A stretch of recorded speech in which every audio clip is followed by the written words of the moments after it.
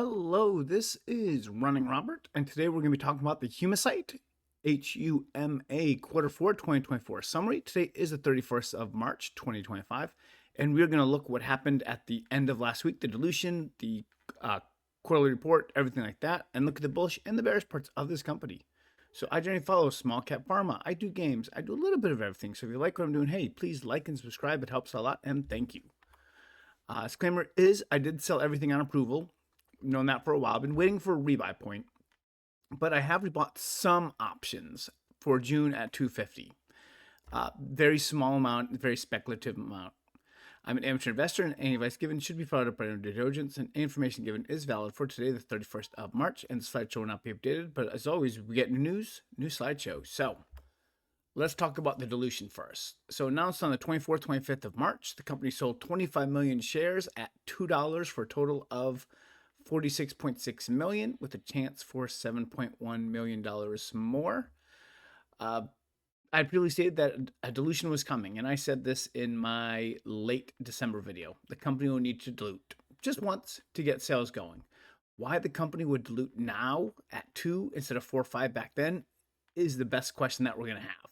I mean, they did a small one in November, and it was 538 or 5 something like that, and it just makes me wonder what is going on behind the scenes, which is why, again, I did not buy a huge position because I'm like, it's just not good. You knew you needed money, but you waited. Not very smart. The company ended the quarter with 95.3 million. If you add that 46.6 that they're getting, it's about 142. You add that 7, it's like 142 to 150, something in that line. So the first commercial sales occurred in March 2025 with 2 level 1 trauma centers. So to get into a level 1 trauma center or a hospital, you have to go through the VAC, the Value Analyst Committee. And this can take between 3 to 6 months. The 2 that they sold to forego, they have the ongoing VACs, but they decided to just go ahead and buy the product. There's 34 hospital systems have started, and this could be more than 1 hospital per system. So that number is not 34 hospitals. It might be a lot more. There are 213 level 1 trauma centers in the US. So just doing math, nice and simple. If it is just 1 hospital, which I think is the low amount, it's 16% at the moment of what they're shooting for. So 60% of all 213. Not terrible, not the best, but we'll see how it goes. Trauma centers do have different level of business. So the busiest level 1 trauma center is in Texas, 40,000 visits a year, 10K needing to be admitted, a whole lot more needing to have surgery. So hopefully that is kind of where they are targeting the most, because no offense to, people in maybe a more rural environment, you might have a level 1 trauma center. I know there's one in like North Dakota, South Dakota, stuff like that. It's not going to be as busy as this one.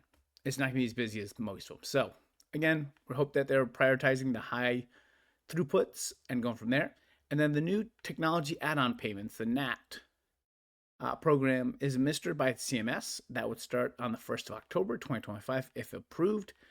With CMS getting slightly gutted, we're not sure what that's going to look like. It might stay fairly the same. It might be a little different. Okay, so let's swing down back to cash. So again, I said 142 to 150. It's really 149, but 150 sounds so much nicer. The company operating expenses were 115 million for 2024, 28 million in Q4. So in 2025, we could expect around $120 million of operating cost. Trials aren't changing, and they had most of their sales reps in place. So that's a pretty safe number. Currently, without revenue, we do not have any cost of goods. We'll get them on our first sales. Cost of goods normally do not exceed the price of sales, so we'll be in good shape at that point. Looking at it, the company definitely does have a year of cash, maybe a little bit more based on what they spend. However, and this is probably what sent the stock downwards, and in the conference call, one of the questions was talking about sales. And so sales are estimated between 7 and 13 million for 2025, ramping up in the second half of 2025. That was definitely not the statement that helped, because he said, are these sales estimate? They're like, yeah, they're pretty close. So we'll see where we go. They did have a rebuttal letter sent to the New York Times based on the article that they published. They're going to make this article public. I consider this matter kind of put to bed for what is going on. So the Department of Defense, is this still a thing? The 10K really had no information. I mean, other than one thing saying that the ATEV received priority designation from the previous U.S. Secretary of Defense. So we don't know what's going on with the Department of Defense. We don't know if they're a buyer. Again, the current administration might not want to do what the former administration did. So at the moment, I am writing them off unless something changes, which would be good. But I'm kind of writing off the Department of Defense for the moment. So what can we expect for sales? Okay, so it's 29,500 per unit. The market that they're targeting is 20 to 30,000 patients. So we're just going to take the low amount of that, say 20,000, and that's $590 million. That is probably our base for this indication and what we have. So you cut it down a little bit more. You have 10,000 is 295, 5,000, which is our magic number because that's 150 million. So that's enough to get us through the trials, through everything else we need to be a profitable company. So that is kind of like the number that is being targeted. And then of course, 1,000 is 30. Obviously, if they're only selling 7 to 13 million, it's like 300 plus units. So we'll see if that holds true, if that maybe can be a little bit better. The rest of the pipeline. So they have a hemodialysis trial ongoing. Well, one trial is ongoing. V007 completed. Data was good. Moving on. V12, the data is expected in mid-2026. As the time of this, 26 patients have started. 80 are needed for an interim analysis, and that interim analysis is a year follow-up. So they're close to being able to, get the amount of people they need.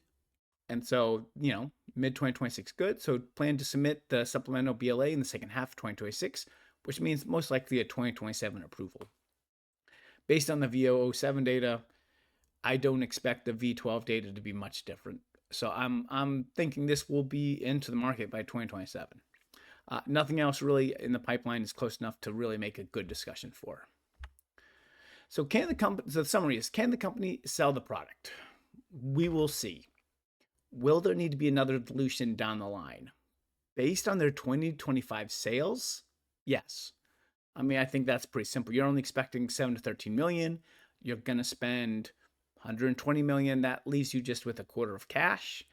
However, again, if sales are starting to ramp up in the second half, they might be able to use that to maybe get a more favorable dilution, or maybe even some kind of loan or some kind of some non-dilutive form of cash raise. So the company definitely has a year running with cash. So at this point, we're going to continue to look at the results and make the determination if sales are coming or if they're not. So I think that's all we can do. So yeah, thank you very much for watching and listening, and I hope you have a wonderful day.